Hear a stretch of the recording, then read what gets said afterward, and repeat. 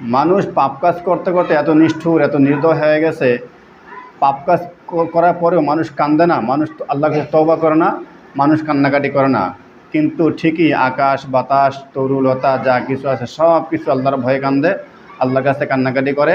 পাথর পর্যন্ত আল্লাহর ভয়ে কান্নাকাটি করে, আল্লাহর ভয়ে কান্দে। আল্লাহ তাআলা কোরআনে এসেছে, সূরা বাকারা এর ৭৪ নম্বর আয়াতে বলা হয়েছে, সুম্মা কাসাত কুলুবুকুম মিন বা'দি যালিকা ফাহিয়া কাল হিজারতি আও আশাদ্দু কাসওয়া ওয়া ইন্না মিনাল হিজারতি লামা ইয়াতাফাজ্জারু মিনহুল আনহার ওয়া ইন্না মিনহা লামা ইয়াশাক্কু ওয়া ইয়াখরুজু মিনহুল মা ওয়া ইন্না মিনহা লামা ইয়াহবিতু মিন খাশিয়াতিল্লাহ ওয়া মাল্লাহু বিগাফিলিন আম্মা তা'মালুন। পাথর আল্লাহর ভয়ে, পাথর থেকে ঝর্ণা সৃষ্টি হয়, পানির ঝর্ণা সৃষ্টি হয়। পাথর ফেটে যায়, সেখান থেকে পানি বের হয়। পাথর আল্লাহর ভয়ে খসে পড়ে, অথচ মানুষ আল্লাহকে ভয় পায় না। পাথর কান্দে, পাথর থেকে ঝর্ণা সৃষ্টি হয়, পাথর খসে পড়ে, কিন্তু মানুষ ভয় পায় না, মানুষ কান্দে না। মানুষ সকালে পাপ করে, তওবা না করে আবার বিকেলে পাপ করে, বিকেলে পাপ করে আবার তওবা না করে সকালে পাপ করে। এরকম করে ২৪টা ঘন্টা, প্রত্যেকটি সেকেন্ড, প্রত্যেকটি মিনিট মানুষ পাপ কাজে লিপ্ত, মানুষ পাপ কাজ করতেছে। কিন্তু আল্লাহর কাছে কান্নাকাটি করে না, মন শক্ত হয়ে গেছে, মন নিষ্ঠুর হয়ে গেছে, আল্লাহর কাছে কান্নাকাটি করে না, আল্লাহর কাছে তওবা করে না।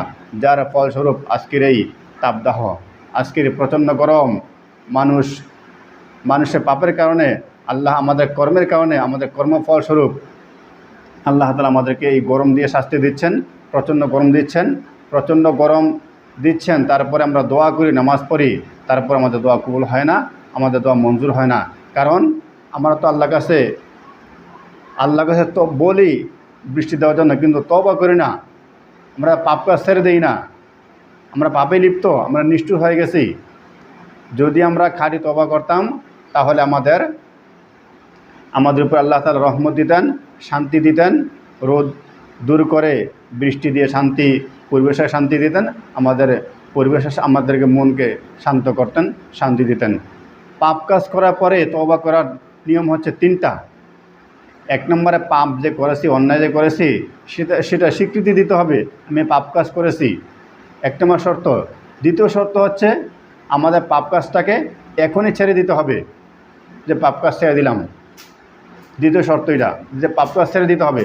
প্রথম শর্ত পাপ করেছি, দ্বিতীয় শর্ত পাপ ছেড়ে দিয়েছি, তৃতীয় শর্ত হচ্ছে ভবিষ্যতে পাপ কাজ করব না। এই ৩টা শর্ত মেনে যদি আমরা আল্লাহর কাছে তওবা করি, আল্লাহর কাছে দোয়া করি, তাহলে আল্লাহ তাআলা আমাদের দোয়া কবুল করবেন, আল্লাহ তাআলা আমাদেরকে মঞ্জুর করবেন, আল্লাহ আমাদের প্রতি দয়া করবেন। দয়া করে আমরা আল্লাহর কাছে যা চাইব তা আল্লাহ তাআলা আমাদেরকে দিবেন। কিন্তু আমরা তো আল্লাহর কাছে চাই, কিন্তু আমরা আমাদের পাপের জন্য, আমাদের গুনাহের জন্য আল্লাহর কাছে তওবা করি না, আমরা ভবিষ্যতে পাপ কাজ করব না, এই উদ্দেশ্য, এই নিয়ত আমরা করি না। পাপ কাজ আমরা ছেড়ে দিই না, পাপ কাজ করি, আবার আল্লাহর কাছে চাই। পাপ কাজ করার পাশাপাশি আল্লাহর কাছে চাই, পাপ কাজও করি, আবার আল্লাহর কাছেও আমরা আশা করি। তাহলে আল্লাহ আমাদেরকে কীভাবে রহমত দিবেন, শান্তি দিবেন। সুতরাং আমাদেরকে পাপ কাজ ছাড়তে হবে, আল্লাহকে ভয় করতে হবে। আল্লাহকে ভয় করে আকাশ বাতাস তরুলতা যা কিছু আছে, দুনিয়ার মধ্যে সাগর মহাসাগরে গাছপালা মাছ সব কিছু আল্লাহকে ভয় করে, আল্লাহর ভয়ে কান্নাকাটি করে, আল্লাহর কাছে আল্লাহ শুকরিয়া আদায় করে, আল্লাহ প্রশংসা করে। একমাত্র মানুষ নিষ্ঠুর নির্দয় হয়ে গেছে, যার ফলস্বরূপ আমাদেরকে আল্লাহ তাআলা শাস্তি দিচ্ছেন, সাময়িক শাস্তি দিচ্ছেন। আমরা যেই পাপ কাজ করি, সেই পাপ কাজের ফলাফল আমাদের উপরে আরও বেশি বড় গজব আসার কথা, কিন্তু আল্লাহ বড় কোনো আযাব দিচ্ছেন না, গজব দিচ্ছেন না। একটাই কারণ, আল্লাহ তাআলা আমাদের রাসূলের সাথে ওয়াদা করেছেন, বড় কোনো শাস্তি দিবেন না, বড় কোনো আযাব দিবেন না। অন্যান্য নবী রাসূলের উম্মতের পাপের কারণে সাথে সাথে আল্লাহ তাআলা বড় বড় আযাব দিয়ে শেষ করে দিতেন, কিন্তু আমাদের নবীর সাথে ওয়াদা করেছেন আমাদের নবীর উম্মতদেরকে, মানে আমাদেরকে বড় কোনো শাস্তি দিবেন না, বড় কোনো আযাব দিবেন না।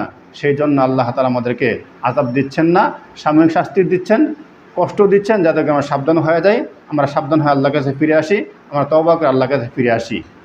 এই জন্য আল্লাহ তাআলা আমাদেরকে বড় আযাব না দিয়ে সাময়িক শাস্তি দিচ্ছেন। যদি আমরা তারপরে ফিরে না আসি, আমরা যে আল্লাহর রাস্তায় পথে ফিরে না আসি, তাহলে ভবিষ্যতে আমাদের জন্য বড় শাস্তি রয়েছে, বড় আযাব রয়েছে। সেই আযাব থেকে আমরা বাঁচতে পারবো না।